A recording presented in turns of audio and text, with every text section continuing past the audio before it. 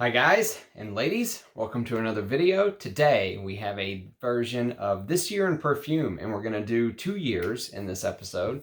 We're really running through these. We're going to run out of years pretty soon, although we still have a long way to go. Today it's 1999 and the year 2000, so fragrances from my collection from those 2 years. And I'll tell you, I wanted to try to get this video in, even though my days are absolutely swamped. We had a Easter egg hunt for the kids today. You know, my daughter got to see the Easter bunny all dressed up in the outfit. And so I'm squeezing this in right before Easter dinner with the family. We're having it a day early, so everyone could try to get together. And so these videos, you know, they mean a lot to me, as you can see. I really enjoy talking with you guys, communicating with you guys, getting to know you guys. Learning about new perfumes from you guys and sharing my knowledge, and that's kind of what this community is all about. It's like a vessel to me. You know, we all kind of put stuff in and take stuff out and share knowledge and information. And in the meantime, I think we're really enhancing everyone's knowledge and credibility about the perfume industry. Some of my subscribers, I think, are some of the most well-informed perfume consumers, you could say, on planet Earth.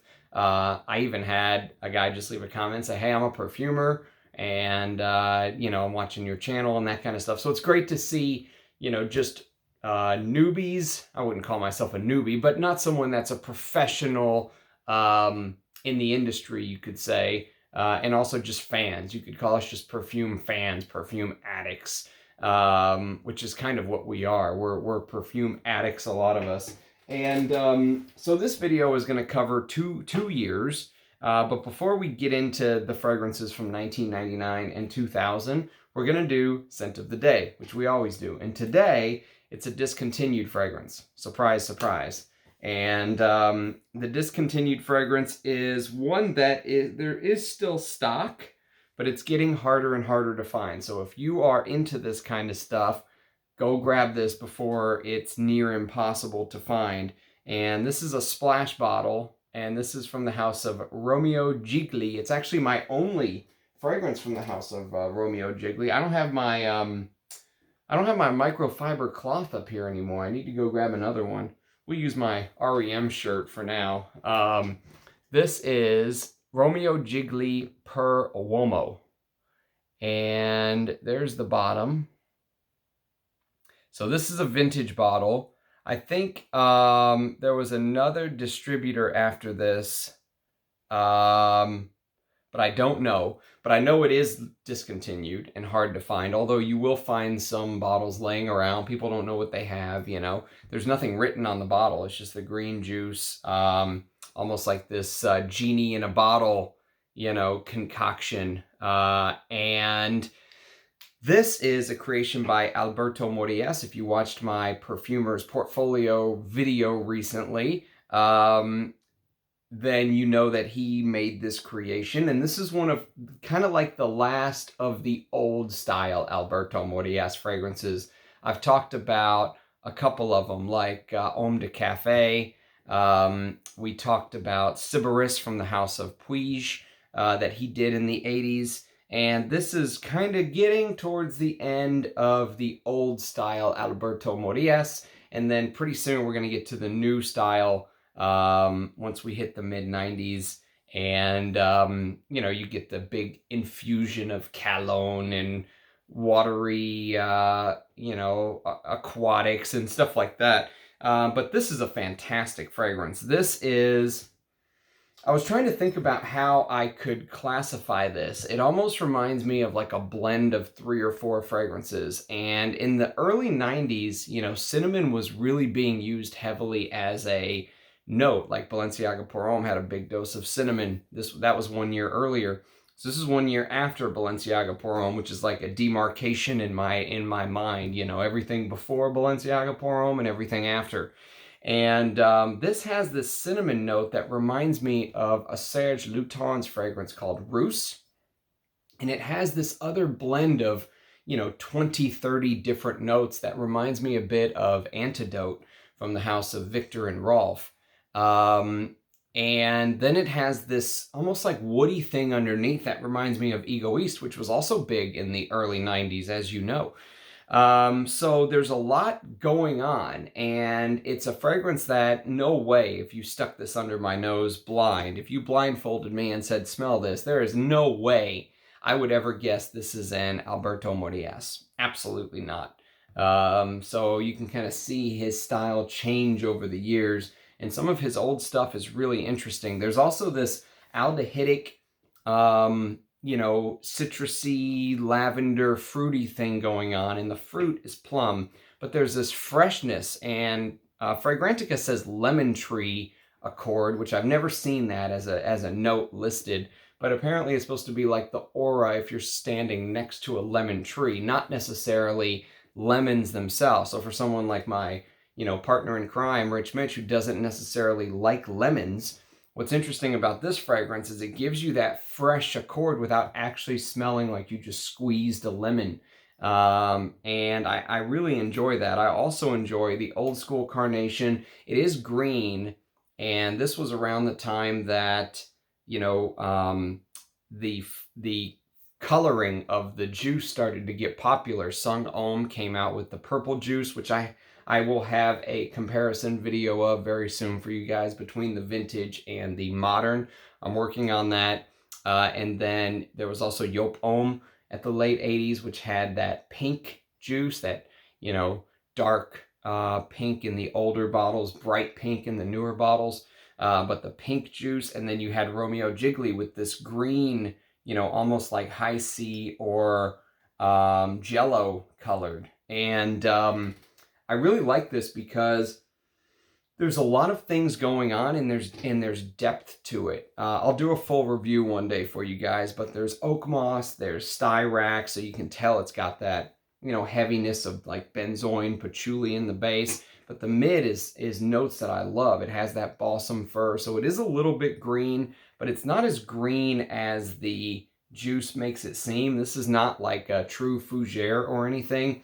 This is more, you know, spicy carnation with honey, and the cinnamon in this is very prominent, and that's why I mentioned Balenciaga Parfum. They don't smell anything alike, but just that cinnamon kind of reminded me, because the cinnamon in Balenciaga Parfum is stunning to me, and the patchouli. And this also has cinnamon and patchouli, but this adds honey and other stuff going on to it. So think more like Victor and Rolf Antidote, Egoist, with that cinnamon from Serge Lutens Rousse. Fantastic fragrance. So if you don't have it yet, sorry to hype it a little bit, but I'd say go grab it while you can. Okay, now let's do the actual 1999 and 2000. I've got the table split in half here, so I've got a good video for you guys. And we're going to start with, well, first of all, the time. Obviously, Y2K, you know, was big then. Everyone was worried, oh no, when the, you know, year flips to 2000 and there's that extra digit, are all the computers going to crash? All that stuff, you know, crazy stuff happening at the end of the 90s. And it was also kind of like the end of the age of innocence. I think once as a society, at least here in the United States, you know, once 9/11 happened, that is the line in the sand for me. There was everything before 9/11 and everything after 9/11. And these were before 9/11. They are, you know, they're kind of like, some of these are this carefree, very specific style, you know, end of the 90s, early 2000s. And that probably has to do with some societal changes as well, the point in time that we were at. And I've got one that I'm going to be doing a first impression on, and I'm going to give it a full wear. I've got almost a full 2 mLs to give it a full wear one day for you guys. And this came out in the year 1999, and this is from the house of Histoies de Parfum, and this is called 1828. Now, I've got some smaller bottles, but full bottles. Histoies de Parfum does these 15 ml bottles I really love. I have 1899, which is like a niche version of Spice Bomb Extreme. I have Rare Fidelis, which is almost like this, almost like a trial run of Julian Rasquinet really honing his craft with oud and coffee, and it's a very interesting fragrance. I think that uses Laotian oud, if I'm not mistaken. And then I've got a couple others like 1725, which is this powdery barbershop fragrance. And then 1740 is probably my favorite from the house, Marquis de Sade. They always give a name, and this one is Jules Verne.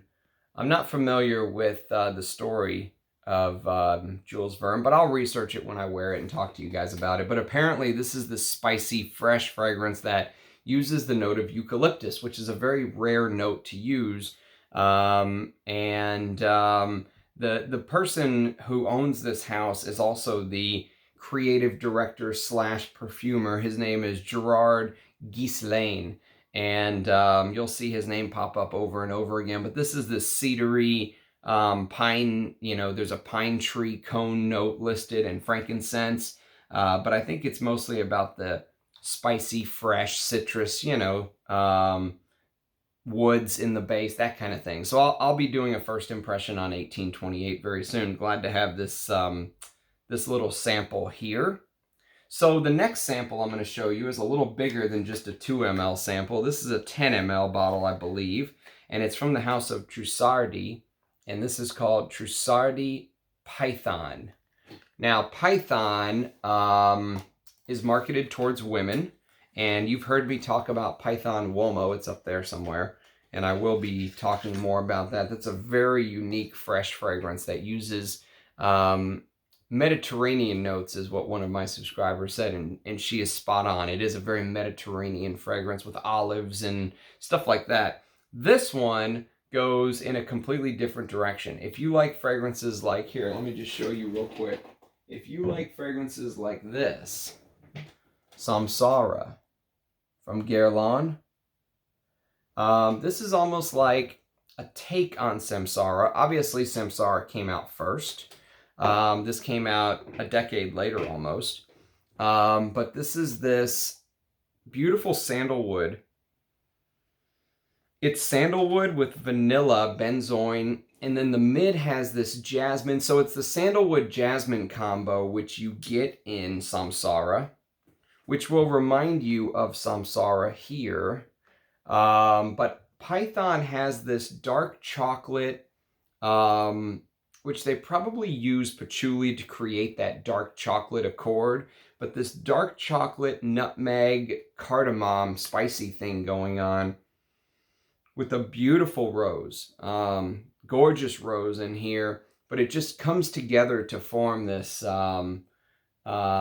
really classy, but surprisingly modern scent. And, the packaging is, maybe the packaging is not the classiest packaging. Maybe maybe the advertising is not the classiest advertising, but the scent itself, I think they did a fantastic job of.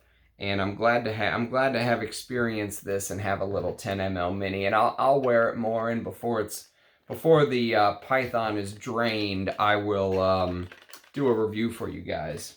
So that's Python. Okay, next we're gonna start doing full bottles. So we're gonna start with one that I'm a little lukewarm on. I bought it just because. Sometimes I'll do that. I want something and I get a good deal and I'll buy it. This is a fragrance called Rochas Man. Now, if you know my taste, you know that I will probably hate this fragrance. And I don't hate it. It's actually a Maurice Roussel. I have a subscriber who's a huge Maurice Roussel fan. So shout out to you. I'll do a perfumer's portfolio on Maurice Roussel one day. But the reason that I say I usually will not like fragrances like this is very sweet. Extremely sweet. Now, it's done by Inter Parfums, and I've said before on my channel that as far as modern distributors go, I think Inter Parfums is one of the better ones. But this has this sweet gourmand thing going on, which for a masculine scent, it's not my thing. It's not my favorite thing. Sometimes I'll wear this to bed and go, oh, why did I just spray that on? I'll do that with all my sweet fragrances. Almost like torture myself. because I don't want to wear it all day. One day I'll wear it all day and do a full review and talk about it more for you guys. But if you like fragrances like Bond Number 9 New Harlem, which was this sweet, almost like you're having pancakes and syrup in the morning kind of thing, this does something very similar, but now that New Harlem is discontinued, you're going to pay big money for New Harlem. Don't do that. Just go get this fragrance. It is almost identical. You know, there are probably people out there that will say, no way, how could you say that? New Harlem is so much better. And that may be true, but if this is 90% New Harlem, do you want to pay $400 more for the extra 10%? This has this coffee note too. I'll do it. This is not a top 10 on coffee one day. This would make the list. Coffee, sandalwood, patchouli, vanilla, and amber in the base with raspberry, jasmine, lily of the valley, musk. And it's that, somehow that lavender with the sweet musk and bergamot, just, you know, it just kind of turns my stomach a little bit. I can appreciate it, and I'm sure this is a huge compliment getter if you care about that, because modern people, modern women, like sweet fragrances on men. Their noses are now accustomed to sweet fragrances. I like wearing stuff like this, which, even though it has a little bit of sweetness to it, this is way less sweet to my nose than something like Rochas Man. So, $19.99, we'll get the bad one out of the way. Now let's knock out the good ones. This is from the house of L'artisan Parfumeur. This is called Dzing. And Dzing is a very interesting fragrance because this also has some sweet notes to my nose. It's got a saffron and caramel combo, but it's mixed with dirty notes, so it has leather. It has a beautiful iris note. It has cedar, Tonkin musk, costus, and castoreum. And so it's this leathery animalic fragrance that some people say it smells like a circus when you first spray. I think because there was some, if you go to Fragrantica and type in Dzing, you'll see, you can also see the girl right there riding the tiger. Whoop, whoop. But there are some advertisements of Dzing, I think amongst like a circus, like there were elephants in the background and stuff like that. And I don't know if I necessarily agree with that. I don't think it smells like a circus. I think it smells, to my nose, when I wear this, it reminds me, you know how yesterday with Silver, I did the first impression of Silver, and I said if you blindfolded me and made me guess, I would say that they built that 80s fragrance on a Russian leather type base because it had that oily birch tar like smell, even though there was no birch. This has this Russian leather like smell as well, but instead of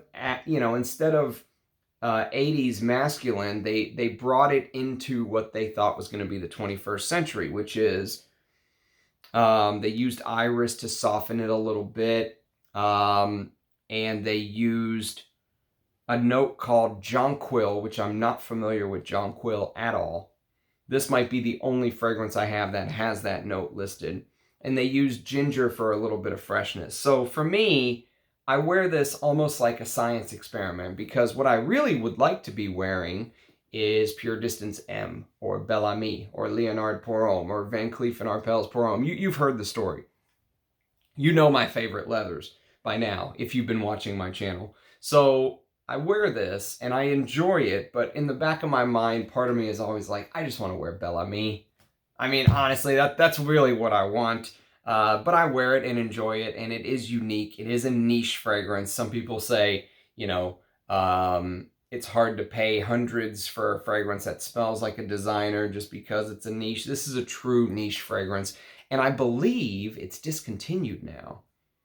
Sadly, I wish I had one of the big bottles instead of one of these little ones, but whatever. I'll enjoy it and wear it, and I probably will not be replacing it when it's gone. Now, one of my new additions, which I haven't had a chance to give it a full wear soon, but I will. It also says this is discontinued. If you go to Parfumo and look this up, it says the production was apparently discontinued.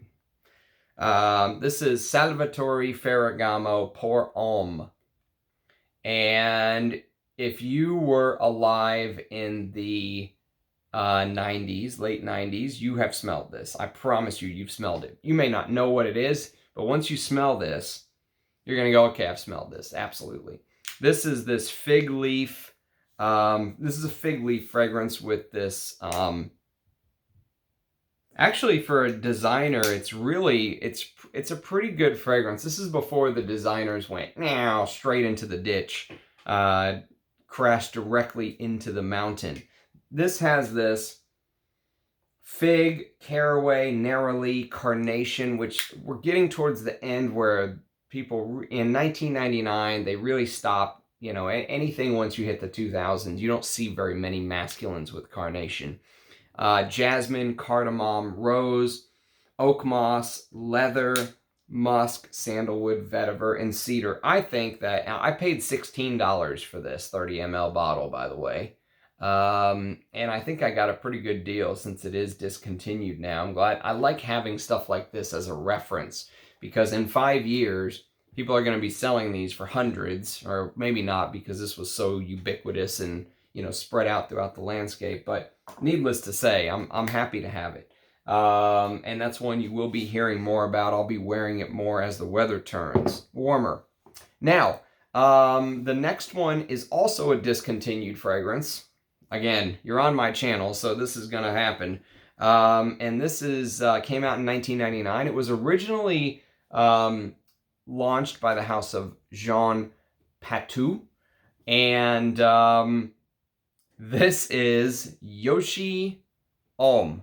Now, this is the 1999 version. Like I said, there are multiple versions. This was reformulated, I believe, in 2014 or 16 or something. And that is not the one that you want. I don't know if I can show you, but it actually says distributed by Jean Patou. Can you see it? Come on, baby.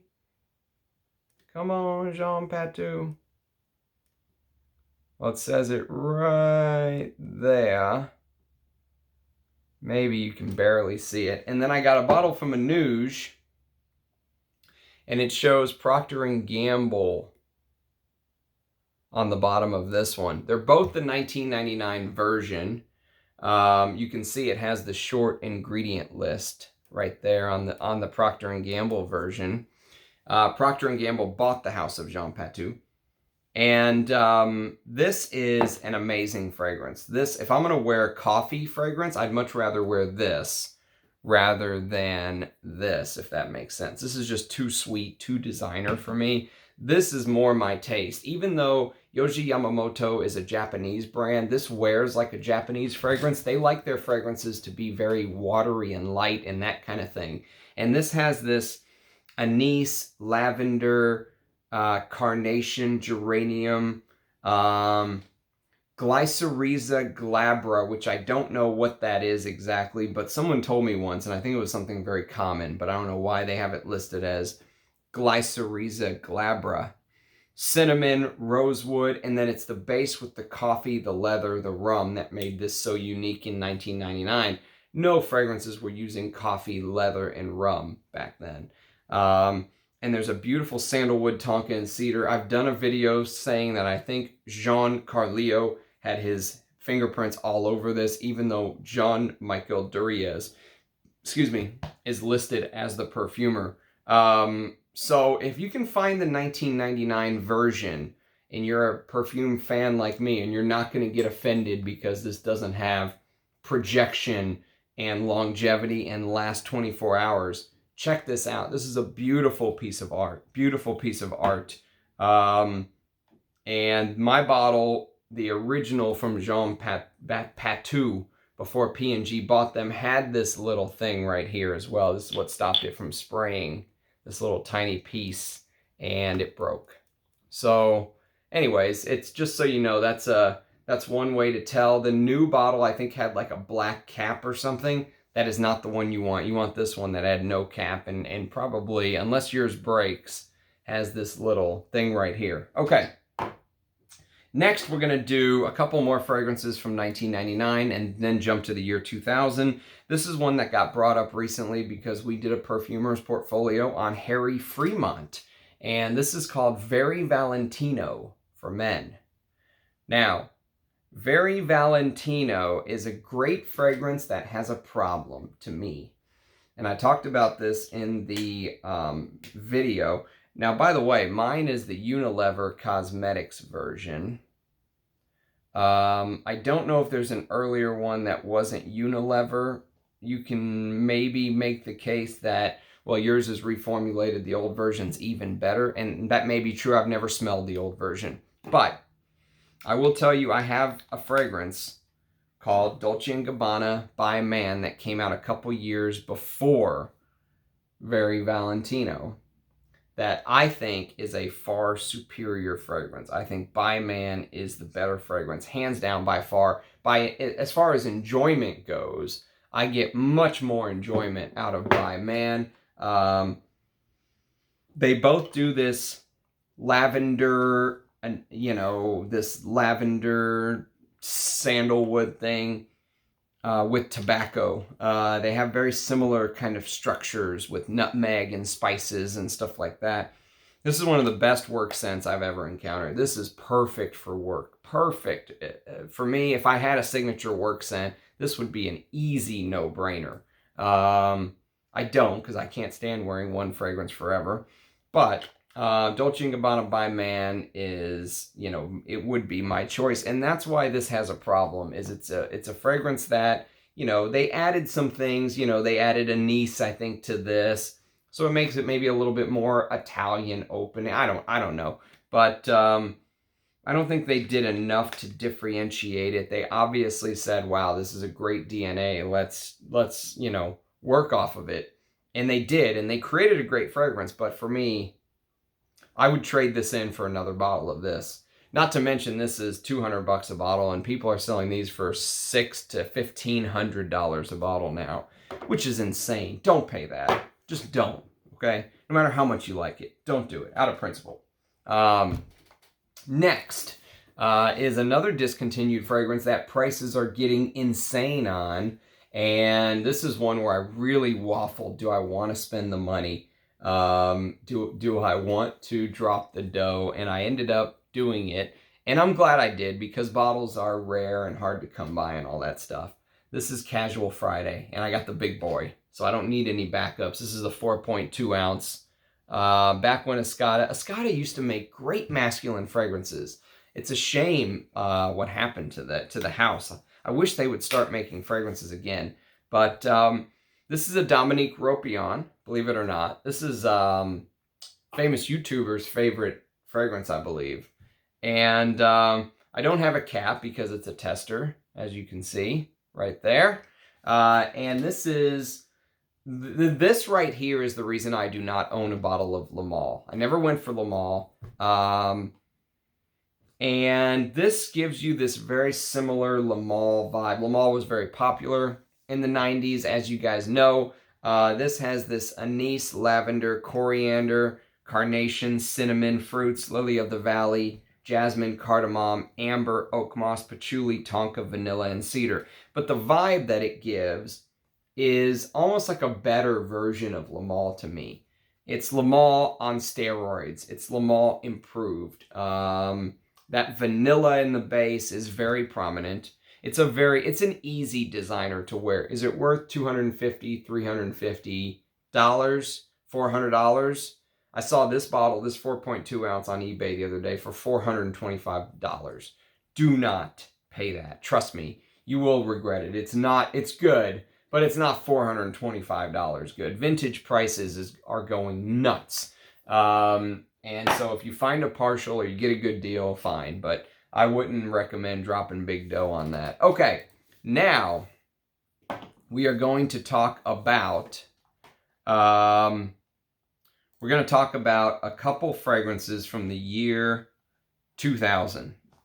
And we're going to start with some decants. So the first one is Une Fleur de Cassie. And Une Fleur de Cassie is a Dominique Ropion again. This is one of the most beautiful floral fragrances I've ever smelled. It's beautiful. I can appreciate it. I'm glad I have a decant and not a full bottle. I do hear there's differences in formulations though, and I have no clue which one this is. Here, I'll show you the juice color. I don't know if anyone can tell by juice color, but it is this cassia with mimosa, cumin, carnation, jasmine, aldehydes, apricot, rose, silicate, violet, musk, sandalwood, and cedarwood. Beautiful floral fragrance, but it's not really my thing, to be honest with you. The other decant that I have from the year 2000 is this. This is a fragrance called Knize 10 Golden Edition. Now, Knize 10, the original, which I should have grabbed, it's somewhere. Knize 10, the original, came out in 1920s, 25, I think.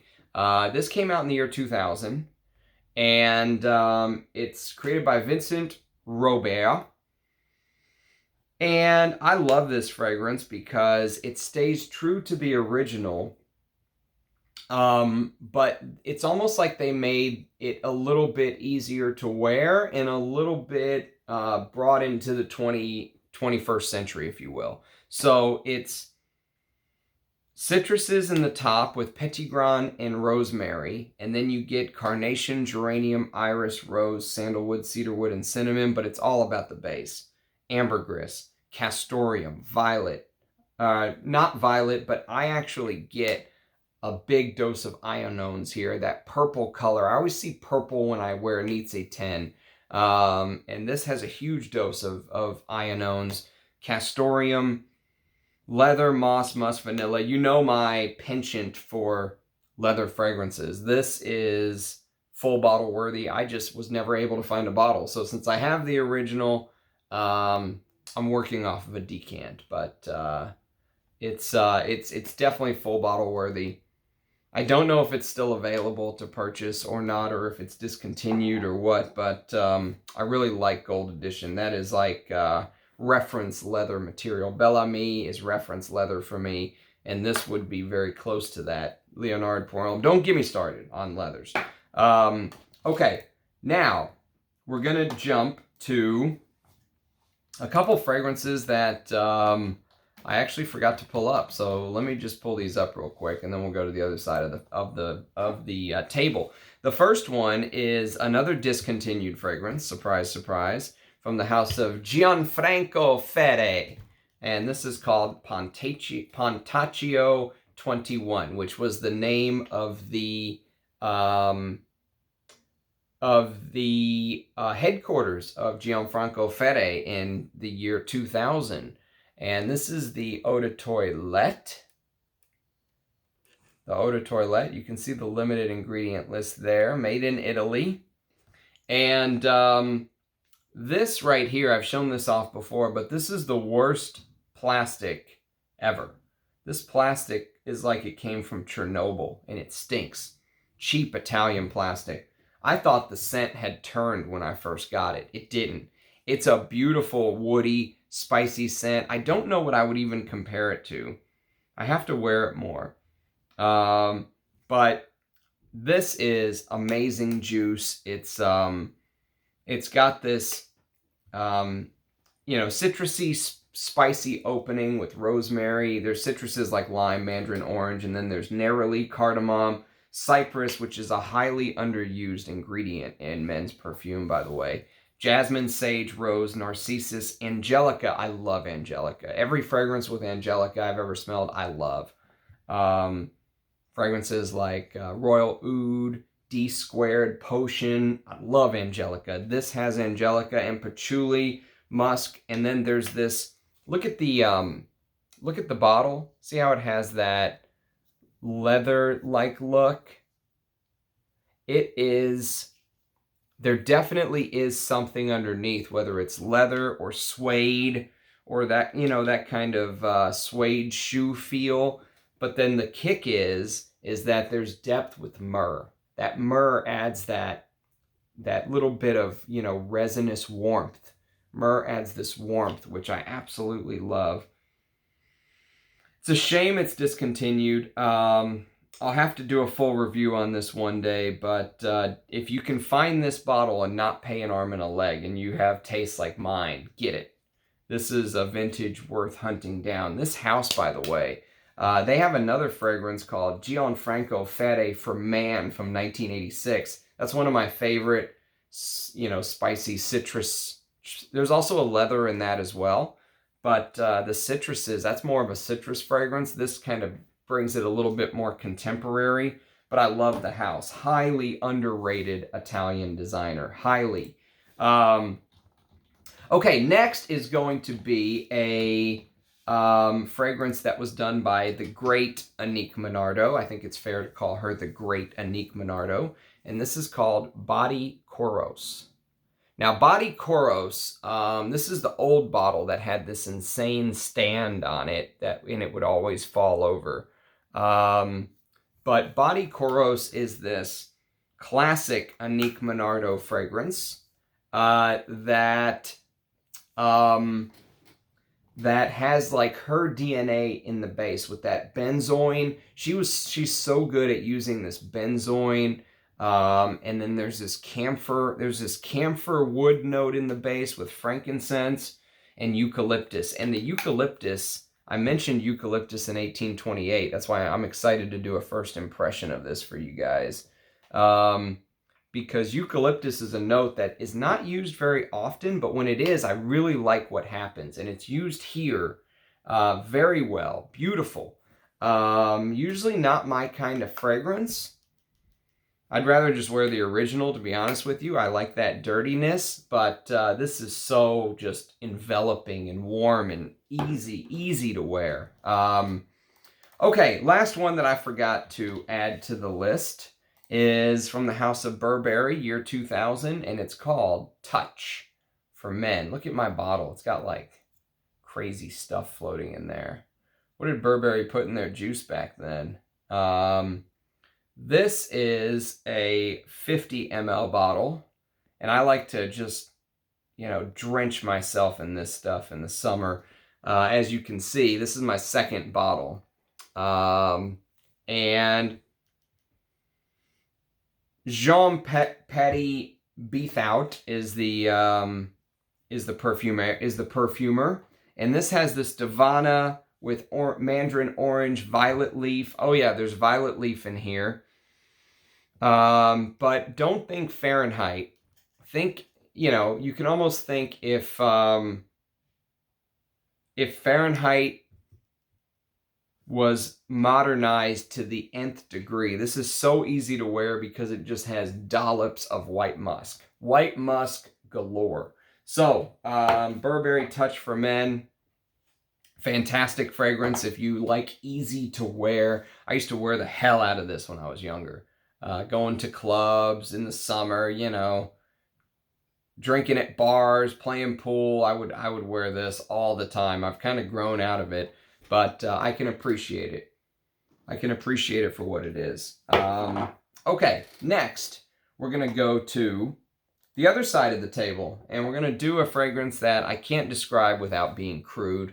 I apologize. There's an article on it on Fragrantica if you want to read about it. I'm not making this up. This is called Helmut Lang Eau de Cologne from the year 2000. Now, this is discontinued. There are different iterations of this.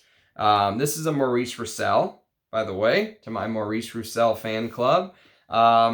This is lavender, rosemary, heliotrope, jasmine, lily of the valley, rose with huge dose of white musk. Again, white musk was like a big thing back then, with patchouli, sandalwood, and cedar. Now, this fragrance, Helmut Lang said that he wanted to recreate the smell of his partner's, I don't even have a good word for it for YouTube. The smell of his partner's on clean white sheets, we'll say, okay?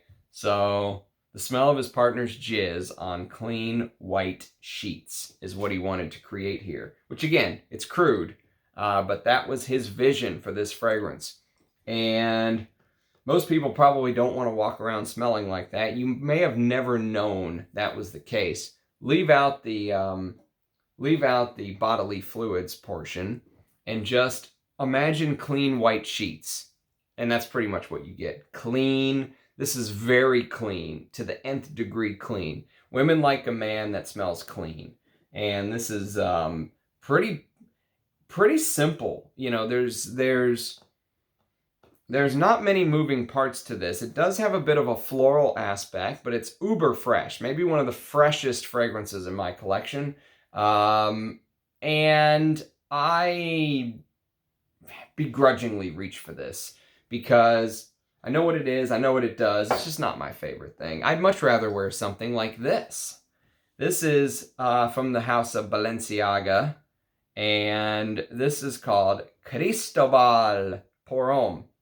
Now, Cristobal Parfum is done by the great Gerard Anthony, who did so many of my favorites. Azzaro Parfum, Balenciaga Parfum. He did Akitos. I mean, you name it. The guy is an absolute legend. In fact, it even came out now that he did Samsara with Jean-Paul Guerlain. He did Salvatore by the house of Salvador Dali in 1992. He did Homme de Grey from Parfums Grey from 1996. Just an absolute legend in my mind. And he did this. And this is probably one of his most designer-ish fragrances. This also has a coffee note, okay? And the longevity is great with this. This is, I wouldn't say beast mode, but it lasts a long time if you care about that kind of stuff. But it's the vanilla, the tobacco. How many fragrances have tobacco, coffee, and tea? It's that very relaxing, peppery. There's green Artemisia in the opening. It's just an easy, this is his most designer-ish fragrance, okay? By far. Much more designer than Azzaro Parfum, Balenciaga Parfum, all that stuff. That is the most designer fragrance he's ever done. Which, if you're into easier to wear fragrances, that's one to check out. I'd much rather wear Balenciaga Parfum personally, but I'm still very glad to have that. All right, now we're going to do a Creed, and then we're down to the last two. This is called Tabarome Millesime. This is my second bottle of this, by the way. And if you care about Creed's lot numbers, there it is. This is a 2013 batch, 13P01. When it still had the fire hose atomizer, best atomizer in the game ever, when it didn't leak. These fire hose atomizers just drenched you with juice. And this is like a ginger sandalwood. You know, Creed has that sandalwood thing that they do very well. That smooth sandalwood from Creed. And it has this tea with tobacco in the base. And it starts out very green and it ends like a very fine tobacco. So, Tabarome, one to put on the list. If you want to wear a tobacco in the summer or spring, there you go. Okay, next is this little gem. L'Anarchiste by the house of Caron. And this is the old style bottle. It's a tester, so I don't have a cap. Either way, I'm excited to try this because I think it's discontinued. This is orange blossom and mint with Indian sandalwood, bourbon vanilla, gaiac wood, and musk. And when it gets really hot, I'm going to wear this and talk more about it. All right, finally, we get to the end. And we're going to talk about a fragrance that is, again, a Maurice Roussel. This is like a Maurice Roussel video. This is called Musc Ravageur. Now, this is the old bottle. You can see the cap is the old style bottle. And Musc Ravageur, I mean, what else can I say about it that hasn't been said already? It has that cinnamon bon, that Cinnabon-like smell. If you've ever been to, I don't know if they have Cinnabons overseas, but in the malls in America, there's Cinnabons everywhere, and they smell like this And so the gourmand aspect I don't really like as much, but I really do appreciate this bottle more than the newer. I have a decant of the newer one, so one day I will do a comparison video for you guys between the vintage with the matte cap and the new version. And the new version is much more gourmand, much less dirty. The Musc here is dirtier, absolutely dirtier. And that's why I can stand this. Otherwise, I probably wouldn't even own it. But I was able to grab an old bottle, and I'm very grateful I was. There's patchouli. There's lavender that puts some people off in the opening, but I actually like the lavender. And it is a little sweet, but I can handle it. It's a fragrance that I can handle the sweetness. This is beautiful in the cooler weather. Don't wear this in the summer. And that's it. 1999, 2000 in the books, 45 minutes down. I hope you guys appreciated the video. I am excited to hear your thoughts on some of these little gems, little beauties. And let me know what you think. Let me know if you have experience with some of these. Let me know if there's others from the year 1999 or the year 2000 that I should try to focus on. And I love seeing your faces down below.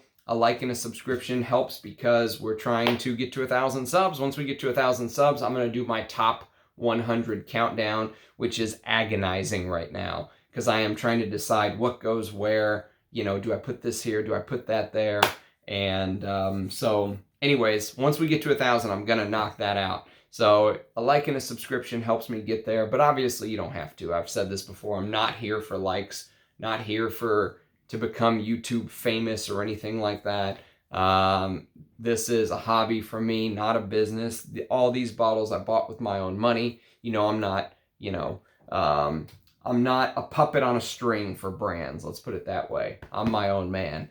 And I hope you guys can appreciate that. So cheers. Thanks again for watching, and I'll see you again next time. Bye, guys.